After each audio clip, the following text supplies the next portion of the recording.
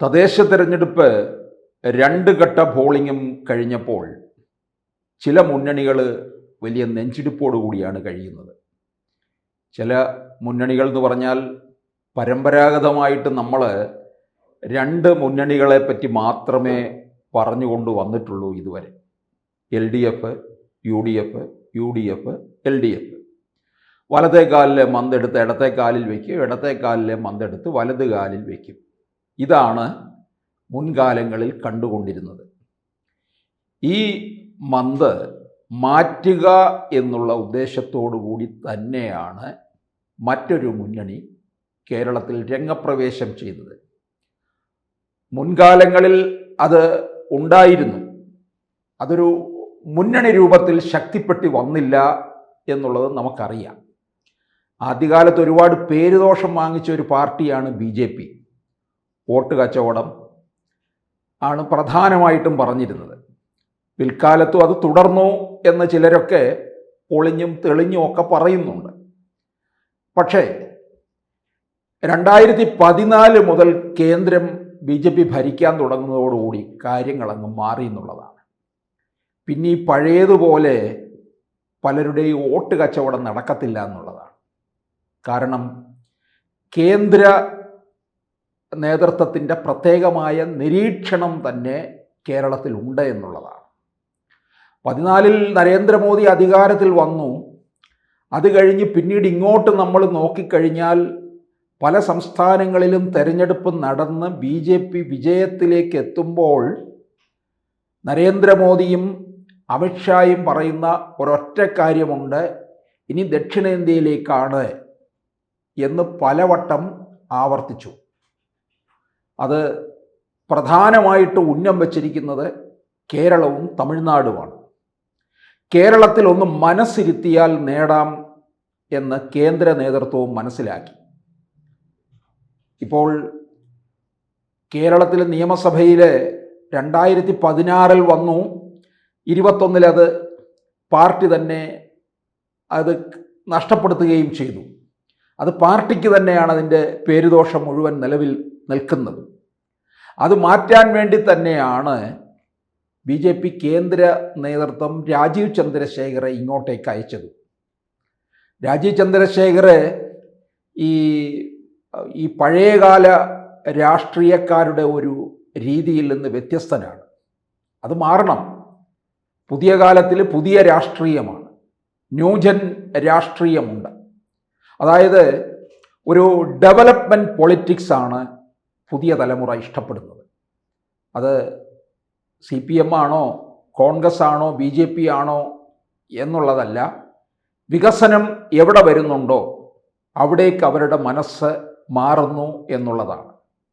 അതും അതിവേഗം പുരോഗമിക്കുന്ന, നമുക്കറിയാം പഴയ കാലങ്ങളിലൊക്കെ തന്നെ ഏതെങ്കിലും ഒരു റെയിൽപാതയ്ക്കോ പുതിയൊരു റോഡിനോ അനുമതി കിട്ടിക്കഴിഞ്ഞാൽ അത് കാണണമെന്നുണ്ടെങ്കിൽ ഒരു തലമുറ ഈ ഭൂമിയിൽ നിന്ന് പോയതിന് ശേഷമേ അത് നടക്കാറുള്ളൂ.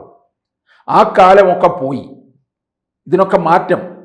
കൊച്ചി മെട്രോ തന്നെ നമ്മൾ നോക്കുക, 5 വർഷം കൊണ്ടാണ് ഇത് നടപ്പിലായത്. തിരുവനന്തപുരം എന്ന് പറയുന്നത് വർഷങ്ങളായിട്ട് പലതരത്തിലുള്ള വികസനവും ഒക്കെ ആരെങ്കിലും ഒക്കെ എവിടെയെങ്കിലും പറയുന്നുണ്ടെങ്കിലും എങ്ങും എത്താതെ നിൽക്കുന്ന കാര്യമാണ്. ഈ പഴഞ്ചൻ കുറേ ആശയങ്ങളും പഴഞ്ചൻ രാഷ്ട്രീയ സംസ്കാരവും കൊണ്ട് നടക്കുന്നവരാണ് പലരും. അത് കോൺഗ്രസിനകത്ത് പ്രത്യേകിച്ച് CPM-ലും ഉണ്ട്. CPM-ലെ അവരുടെ എന്ന് പറഞ്ഞാൽ മുഖമുദ്ര എന്ന് പറയുന്നത് അവരുടെ പ്രത്യേകമായിട്ടുള്ള ചില ധാർഷ്ട്യവും അവരുടെ ചില സ്വഭാവ രീതികളുമാണ്. അത് അവരെ നമുക്ക് മറ്റു പാർട്ടികളിൽ നിന്ന് എടുത്തറിയിക്കുന്ന ഒരു കാര്യവുമാണ്. അതിനൊക്കെയാണ് ഇപ്പോൾ ഒരു വലിയ തിരിച്ചടി അവർക്ക് കിട്ടാൻ പോകുന്നത്. ഈ തദ്ദേശ തെരഞ്ഞെടുപ്പ് കഴിഞ്ഞപ്പോൾ ഈ LDF-നും UDF-നുമാണ് വലിയ ഒരു അങ്കലാപ്പ് ഉണ്ടാക്കിയിരിക്കുന്നത്. പണ്ട് കാലങ്ങളിൽ പോളിംഗ് കുറഞ്ഞു കഴിഞ്ഞാൽ പറയും കോൺഗ്രസിന് അനുകൂലമാണ് എന്ന് പറയുന്ന കാലമുണ്ട്. ആ കാലമൊക്കെ പോയി. ഇതിനകത്ത് മാറ്റം സംഭവിച്ചിട്ടുണ്ടെന്നുള്ളതാണ്. എന്തുകൊണ്ട് പോളിംഗ് കുറഞ്ഞു എന്നുള്ളതിന് നിരവധി ഉത്തരങ്ങൾ ഒരുപക്ഷെ പറയാനുണ്ടാകും. പക്ഷേ ഇവിടെ തെരഞ്ഞെടുപ്പ് കഴിഞ്ഞതിന് ശേഷം കേരളത്തിൽ CPM-ൻ്റെ കേന്ദ്രങ്ങളിലൊക്കെ തന്നെ പൊതുവെ ഒരു മ്ലാനത അനുഭവപ്പെടുന്നുണ്ട്. ആ മ്ലാനതയുടെ പ്രധാന കാരണമെന്ന് പറയുന്നതും ഈ ഭരണവിരുദ്ധ വികാരവും പാർട്ടി പ്രതിസന്ധിയിൽ നിൽക്കുന്നു എന്നുള്ളതുമാണ്. നിരവധി വിഷയങ്ങൾ, പ്രധാനമായിട്ടും ശബരിമല വിഷയം ഇവർക്ക് വീണ്ടും CPM-ന് വൻ തിരിച്ചടി ഉണ്ടാക്കി കൊടുക്കും എന്നുള്ളത് ഉറപ്പായ കാര്യമാണ്. 2019 തിരിച്ചടി ഉണ്ടായി. 2019 തിരിച്ചടി എന്ന് പറയുന്നത് നമുക്കതിനെ വേറൊരു തരത്തിൽ കൂടി കാണാം. 19 രാഹുൽ ഗാന്ധി എന്ന് പറയുന്ന ആ ചെക്കൻ വന്ന് വയനാട്ടിൽ മത്സരിച്ചപ്പോൾ കേരളത്തിലെ കോൺഗ്രസ്സുകാരന്മാർ, തലയ്ക്ക് ബോധം നഷ്ടപ്പെട്ട കോൺഗ്രസ്സുകാരുണ്ടല്ലോ, അവർ പറഞ്ഞുകൊണ്ട് നടന്നു, പപ്പുമോനായിരിക്കും ഇനി ഇവിടുത്തെ രാജ്യത്തെ പ്രധാനമന്ത്രി. പാവം മലയാളികൾ അത് വിശ്വസിക്കുകയും ചെയ്തു. അങ്ങനെ കേരളത്തിൽ ഒരു കോൺഗ്രസ് തരംഗമുണ്ടായി. കുഞ്ഞാലിക്കുട്ടിയും ഒക്കെ അങ്ങനെയാണ് ഇവിടെ നിന്ന് MP ആയിട്ട് ജയിച്ചു പോയത്. കുഞ്ഞാലിക്കുട്ടി അഖിലേന്ത്യാ നേതാവായി ലീഗിൻ്റെ. അപ്പോൾ കേന്ദ്രത്തിലൊരു മന്ത്രി ക്യാബിനറ്റ് റാങ്കോടുകൂടി തിരികെ വരാമെന്നുള്ള പ്രതീക്ഷയിലാണ് വണ്ടി കയറിയത്. പോയ അതേ സ്പീഡിൽ തന്നെ അടുത്ത വണ്ടിക്ക് തിരികെ വരികയും ചെയ്തു. ഇനിയിപ്പോൾ കേരളത്തിലായിരിക്കും നോട്ടം. അപ്പോൾ അങ്ങനെ അതുകൊണ്ട് മാത്രമാണ് അവർക്കന്ന് ഒരു അനുകൂല സാഹചര്യത്തിലേക്ക് കടക്കാനിടയായത്. പക്ഷേ CPM-ന് തിരിച്ചടി തന്നെയാണത് എന്ത് പറഞ്ഞാലും. ആ തിരിച്ചടി 2021 ഉണ്ടായില്ല എന്ന് പറയാൻ കാരണം 2021 തെരഞ്ഞെടുപ്പ് എന്ന് പറയുന്ന ഒരു പ്രത്യേക സാഹചര്യത്തിലായി. കോവിഡിൻ്റെ ഒരു പശ്ചാത്തലത്തിൽ നടന്ന തെരഞ്ഞെടുപ്പാണ്. പിന്നീട് 24 ലോക്സഭാ തെരഞ്ഞെടുപ്പിൽ ഇവർക്ക് തീർച്ചയായിട്ടും ഒരു ഹൈന്ദവ വോട്ടുകളൊക്കെ തന്നെ ചോർന്നു എന്ന് മനസ്സിലായി. പ്രധാനപ്പെട്ട ഇടങ്ങളിൽ തെക്കൻ കേരളത്തിലെ ഹൈന്ദവ വോട്ടുകൾ മുഴുവൻ CPM-ൽ നിന്ന് അകന്നു. കോൺഗ്രസിലേക്ക് പൂർണ്ണമായിട്ടും അത് പോകുന്നില്ല. കോൺഗ്രസ് എന്ന് പറയുന്നത് പൊതുവെ ക്രിസ്ത്യാനികളുടെ പാർട്ടിയാണ് എന്നാണല്ലോ മന്നത്ത് പത്മനാഭൻ തന്നെ പണ്ട് പറഞ്ഞിട്ടുള്ളത്. പക്ഷെ കോൺഗ്രസ് എന്തുകൊണ്ട് മാറി എന്നുള്ളത് നമ്മൾ പല വീഡിയോകളിലും പറഞ്ഞിട്ടുള്ള കാര്യമാണ്. അത് ലീഗിൻ്റെ ഒരു അപ്രമാദിത്വം തന്നെയാണ്. അപ്പോൾ തീർച്ചയായിട്ടും ഇവർക്ക് ഇനി സംഭവിക്കാൻ പോകുന്നത് എന്ന് ചോദിച്ചാൽ, ഈ ഹൈന്ദവ വോട്ടുകൾ മുഴുവൻ അത് പൂർണ്ണമായിട്ടും അങ്ങനെ കോൺഗ്രസിലേക്ക് പോയിട്ടില്ല. നല്ലൊരു പങ്ക് NDA-യിലേക്ക് BJP-യിലേക്ക് പോവുകയാണ് ചെയ്തത്. ഇത് ആലപ്പുഴയിൽ നമ്മൾ കണ്ടതാണ്.